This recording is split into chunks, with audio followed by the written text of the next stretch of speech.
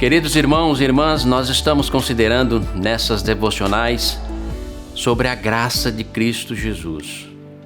E eu quero fazer uma pergunta para você. Você tem vivido a exuberância da graça? Nada tem faltado? Ou você tem descoberto faltas na sua vida em detrimento da graça? A minha graça te basta. É isso que Jesus disse a Paulo. E é isso que nós vamos estar aprendendo. A suficiência da graça de Cristo na minha e na sua vida.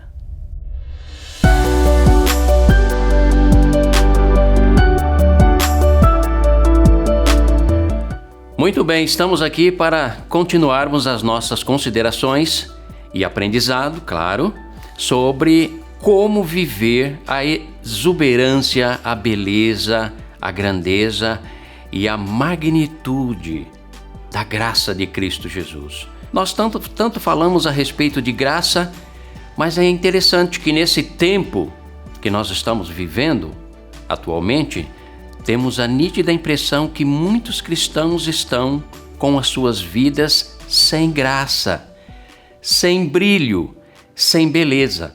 Por isso nós queremos considerar, pensar e ao mesmo tempo assimilar no íntimo da nossa alma como ter uma vida abundantemente graciosa, bela, com base não na estética humana, mas com base na graça de Deus.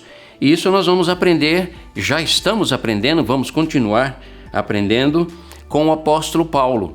Lá em 2 Coríntios capítulo 12, nós vamos encontrar Paulo tendo uma experiência ou vivenciando um momento na sua vida onde claramente Jesus vai dar uma resposta para uma indagação que ele tinha no seu coração.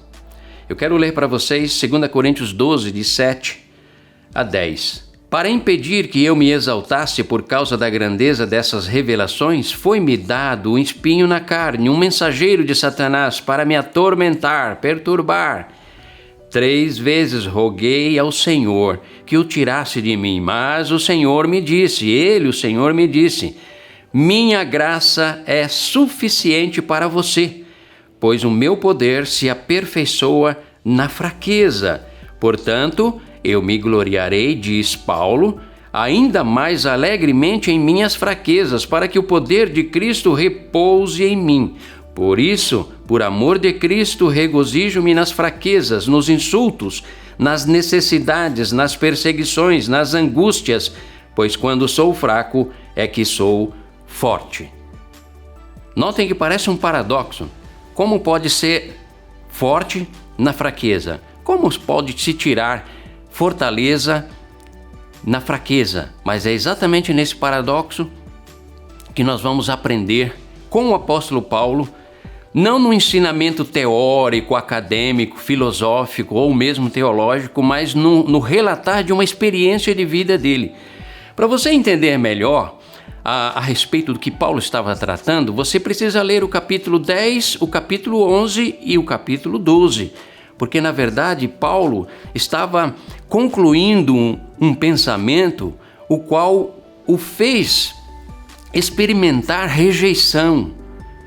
A igreja de Corinto dizia assim, interessante, Paulo quando escreve é de uma contundência, de uma intrepidez tremenda, mas presencialmente a voz dele é fraca e a presença dele é insignificante.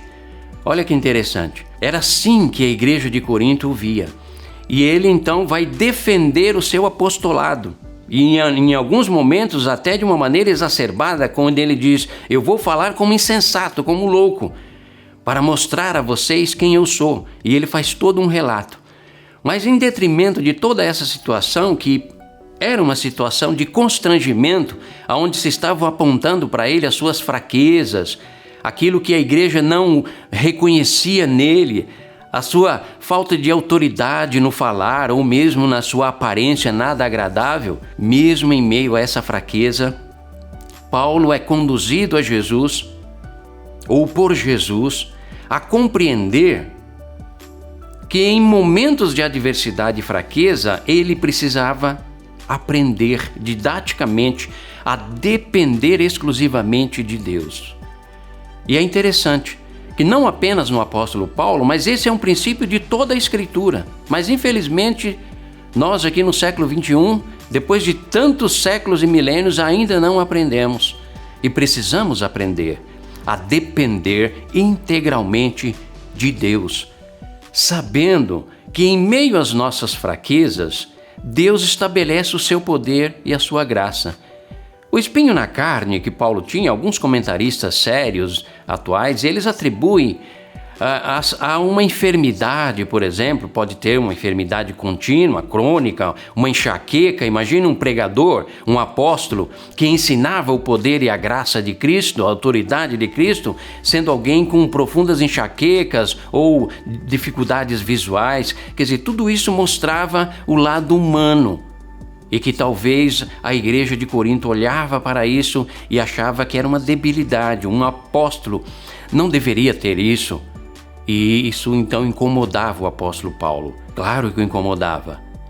Porque depender de Deus não significa que nós nos acomodamos às situações ou as aceitamos com passividade. Não. Nós aprendemos a encontrar o subsídio, a força necessária para viver de maneira exuberante em detrimento das nossas necessidades ou fraquezas, tendo significância na graça de Cristo Jesus. E é exatamente isso que Jesus quis ensinar para Paulo e nos traz até nós hoje. Olha, o que está faltando na sua vida? Qual é a sua fraqueza? O que você acha que é incapaz, ou alguém olha para você e rotula você como incapaz, ou como inútil, ou como alguém que não vai alcançar nada por conta de uma fraqueza, falta de persistência na sua vida? Falta de perseverança, quem sabe falta de entusiasmo, quem sabe o seu temperamento leva você para situações adversas, contrárias, que você fica chateado com você mesmo, você mesma, e você fica se medindo pelos outros. Então, se você está enfrentando fraquezas são apontadas para você, a sua debilidade, você não vai alcançar por conta da sua descendência, da sua família, de onde você veio, da sua origem, de estado, ou alguma coisa que limita você, e isso tem apontado a sua debilidade e a sua vida tem tornado sem graça. Pega a graça de Deus, faça dela a força da sua vida, dependa dela. E eu digo, repito, você que de repente não estabeleceu um casamento, não estabeleceu uma família e olha se comparando para os outros e diz: a minha vida é sem graça, pega a graça de Deus, dependa dela e ela vai dar colorido à sua vida. Porque a vida humana, a vida do cristão, sem a graça de Deus, ela é preto e branco. Com a graça de Deus, ela se torna multicolorida.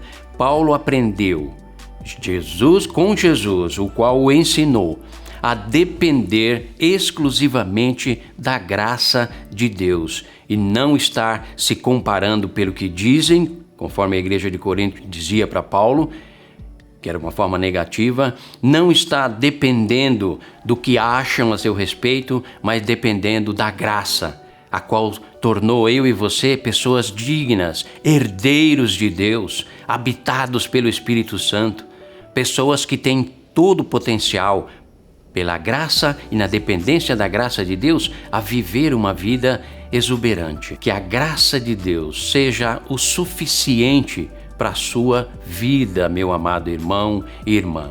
E se a sua vida está preto e branco, sem graça, torne-a colorida. Dependa mais da graça infinita de Deus, porque Ele diz: a minha graça te basta. Que Deus abençoe.